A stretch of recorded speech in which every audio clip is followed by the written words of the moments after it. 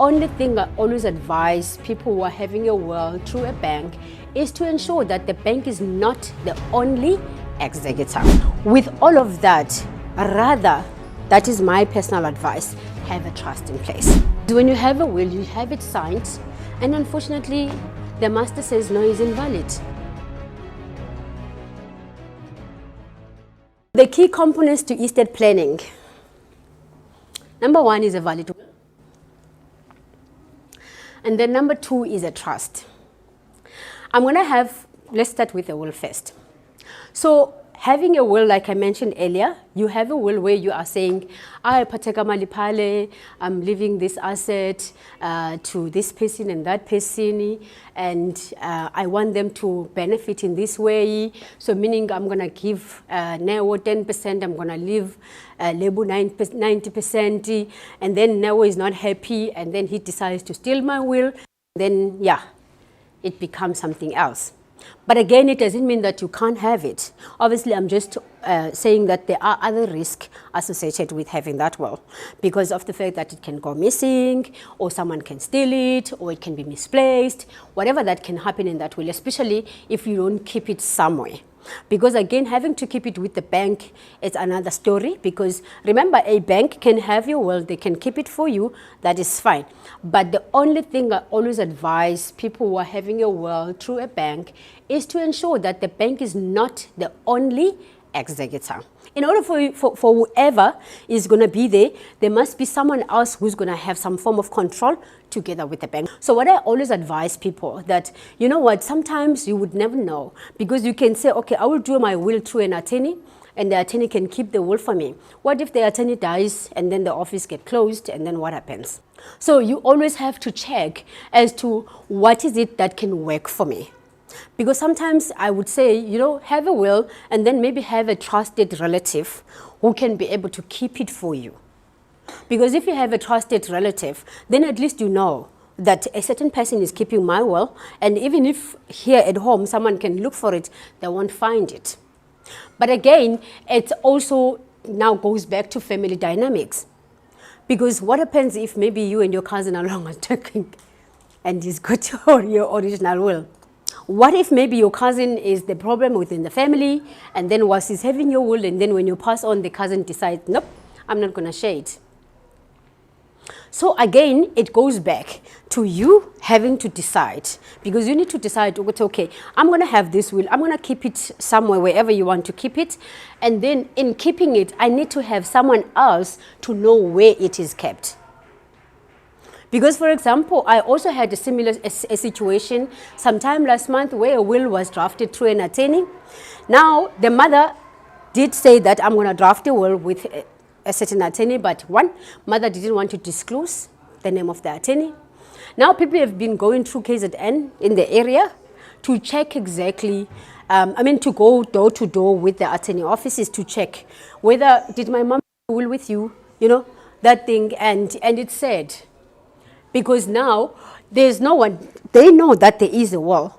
They checked the emails, they couldn't find anything, and actually they have a copy, they have a copy. But now problem is they don't know who's keeping the original. Because a copy doesn't work, we need originals. So now they are wandering around in the area with all these attorneys that are there, everyone has said no. And then what's going to happen is all the estates in which the mother didn't want everyone to inherit, now everyone is going to inherit equally. So we see these sad stories, and we always wish that, you know, we can, especially as property investors, ensure that with all of that, rather, that is my personal advice, have a trust in place. Have a trust in place and ensure that when you're having this trust, you are keeping your assets within the trust. I'm going to elaborate more when it comes to this trust part. But again, the will. The other disadvantage of having a will is when you have a will, you have it signed, and unfortunately, the master says no, it's invalid. Why? Maybe because you were leaving a will, leaving everything to me, and then I witnessed the will.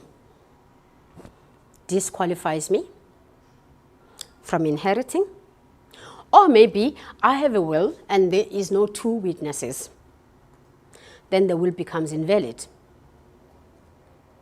So meaning, even if you would still want to have a will, try and check. I always say that whatever it is that we do, we must always look for what is the negative side of it, so that we should try and mitigate that side, instead of ensuring that we are just going to have this will. No, you're happy, the will is drafted, it's signed, and then end. I had a will that was sitting with me, and the old mother used a thumbprint to sign the will because he can't sign. She was old. But then where she was signing the will at the police station, they didn't have, we call it a certificate, where the police confirms that this thumbprint, it is the thumbprint belonging to the testator. That is the mama who left to sign the will. And now, how true do we know that indeed she's the one who signed the will? So there are those dynamics when it comes to a will. It doesn't mean it's not a right document to have. It is a right document, because again, even if you have a trust, I will still say have a will in place whereby you are leaving everything into the trust.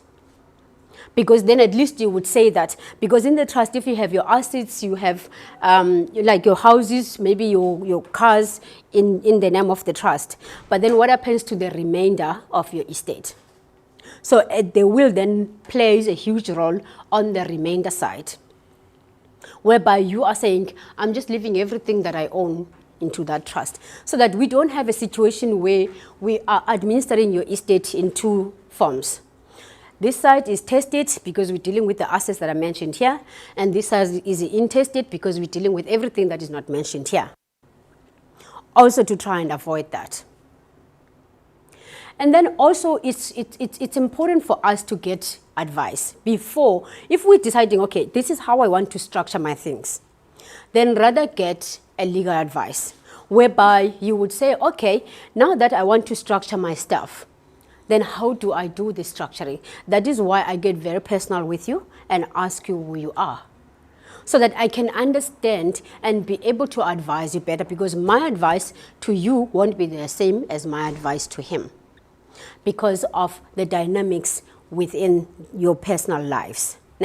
Because the most important thing is I need to ensure that you are protected. I need to ensure that you understand your own individual journey, so that with your own individual journey, whatever assets that you're looking, because again, as property investors, we've got strategies. Either you want to buy properties, you flip them, you resell them, or you want to buy properties, you want to rent them out, or you want to buy properties through an auction. You know, whatever it is that you are planning to do, I need to know so that I can be able to advise you better. Because the most important thing as a property investor is you are trying to build your wealth. And whilst you are building your wealth, I need to ensure that in building that wealth, the protection element is not missing. Because I need to advise you how to protect this wealth that you are busy trying to build. And also to make you understand that whilst you are protecting this wealth, it's the wealth you're not building for yourself only. You are doing it for generations to come.